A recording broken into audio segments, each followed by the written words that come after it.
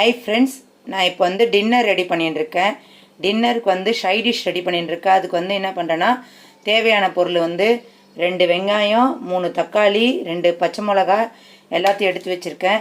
இது வந்து ஒரு டிஃப்ரெண்ட்டானது. எல்லாத்துக்குமே நம்ம இது சாப்பிட்லாம். பூரிக்கு, சப்பாத்திக்கு, இட்லிக்கு, தோசைக்கு எல்லாத்துக்குமே சாப்பிட்லாம். இது என்னென்னா உடச்சி கடலை வச்சு செய்கிறேன்.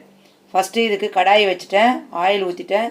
அதில் வந்து பட்டை, லவங்கம், அப்புறம் வந்து ஒரு 1/4 டீஸ்பூன் சீரகம், 1/2 டீஸ்பூன் சோம்பு எல்லாத்தையும் போட்டேன். இப்போ இது பொரியுது. இப்போ இதில் நம்ம வெங்காயம் ஆட் பண்ணிக்கலாம்.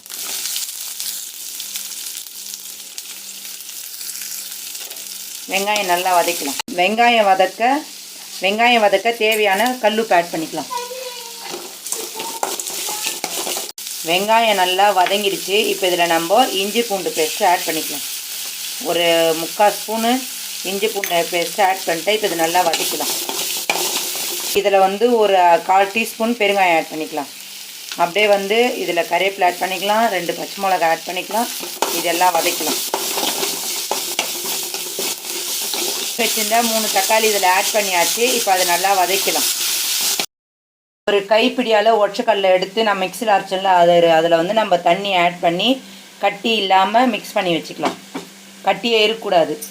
கட்டி இல்லாமல் நல்லா மிக்ஸ் பண்ணிக்கலாம். அது இப்போ இதில் நல்லா அந்த வெங்காயம், தக்காளி, பூண்டெல்லாம் வதங்கிடுச்சு. இப்போ இதில் 1/2 ஸ்பூன் வந்து குழம்பு மிளகாய் இதில் ஆட் பண்ணிக்கலாம். இதிலே வந்து இப்போ 1/2 ஸ்பூன் வந்து கனம் மசாலா ஆட் பண்ணிக்கினேன்.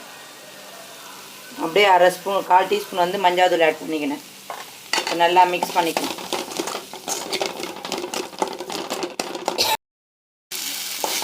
இது நல்லா அந்த பச்சை வாசனை போகிற அளவுக்கு கொஞ்சம் தண்ணி ஊற்றி கொதிக்கிடலாம். கொஞ்சம் ரொம்ப வேணாம், கொஞ்சம் தண்ணி ஊற்றி அந்த பச்சை வாசனை போகிற அளவுக்கு கொதிக்கிட்டதுக்கப்புறம் நம்ம மிக்ஸ் பண்ணி வச்சுக்கிறத ஆட் பண்ணிக்கலாம். இது அந்த பச்சை வாசனை எல்லாம் போயிடுச்சு, மசாலாவோட பச்சை வாசனை எல்லாம் போயிடுச்சு. இப்போ நம்ம அரைச்சி வச்சுருக்க அந்த ஒற்றைக்கல்லே ஆட் பண்ணிக்கலாம்.